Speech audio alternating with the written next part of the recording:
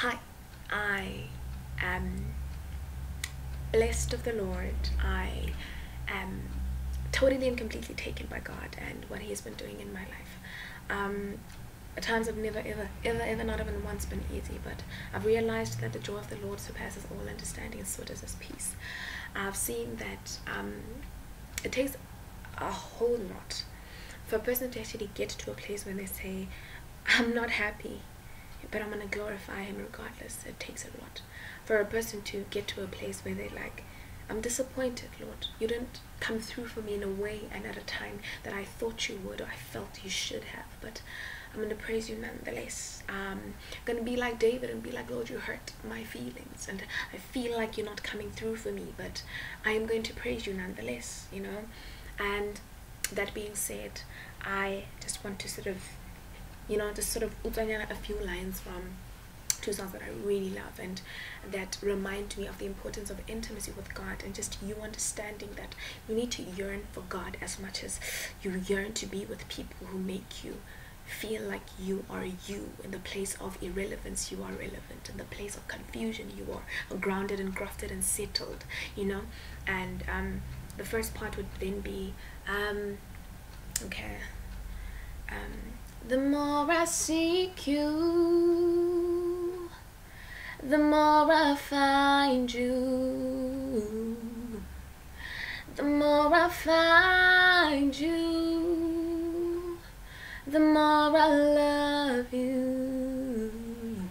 I wanna sit at your feet, drink from the cup in your hand, lay back against you and breathe, feel your heartbeat.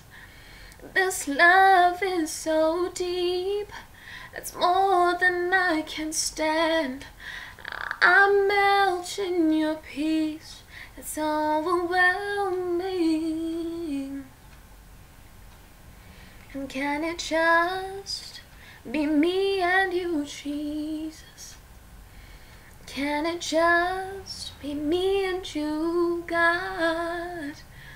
Can it just be me and you, Jesus?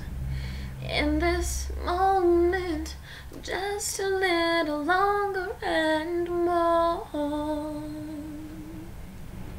I've got flu, it's not working, but then I'm also reminded of Manella's song.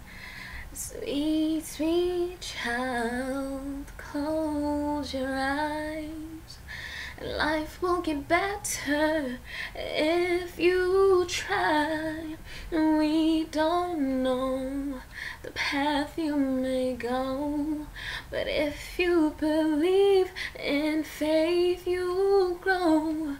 So no matter how they put you down, remember your worth, you'll come around. Don't let them win, don't ever give in. And then it goes on, and then there's the second verse. It says, sweet, sweet child, hold your head high, for your life is worth the fight. And even though times do get tough, in the end it'll be alright. Yeah, God is faithful, and I think we see it in a lot of things. We see it in God stepping in and saying to you, hey, you need to stop questioning your self-worth. You need to stop being doubtful of who I've called you to be.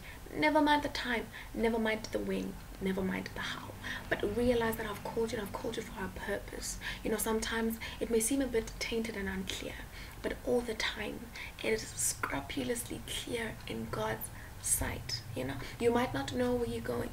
You might not know where work is throwing you. You might not know where your academics are throwing you. You might not know where your relationships are throwing you. But at the end of it all, it's good to know that God has your back, and He has it all the time.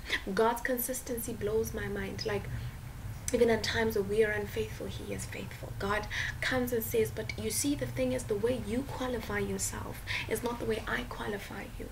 And the Word of God says that, therefore my thoughts are not your thoughts. Basically, God is saying that, Shebamo, my thoughts and your thoughts are definitely not alike. You know, you may pray for your thoughts and desires to be made in sync with mine as God, but your thoughts are not my thoughts, and my ways are definitely higher and above yours. And that is why I get excited. I get, you know, whenever I think of the verse, but God is able to do exceedingly and abundantly over and above all that I may request or desire. Now let us just talk about how I've got a lot of requests and I desire a lot, but God says I will surpass that. I will shock you beyond what you know shock to be. You're not even ready for what I want to give you. As Mateo said, you are not even ready.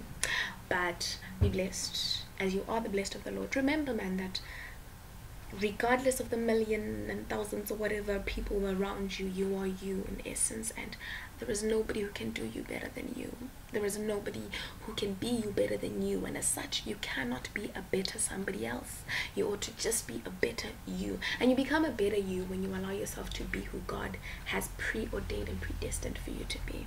Have a blessed week, and so we're just, you know, going forward into the rest of the month.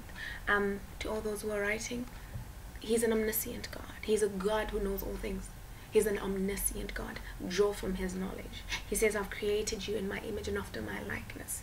Tap into that. God bless you.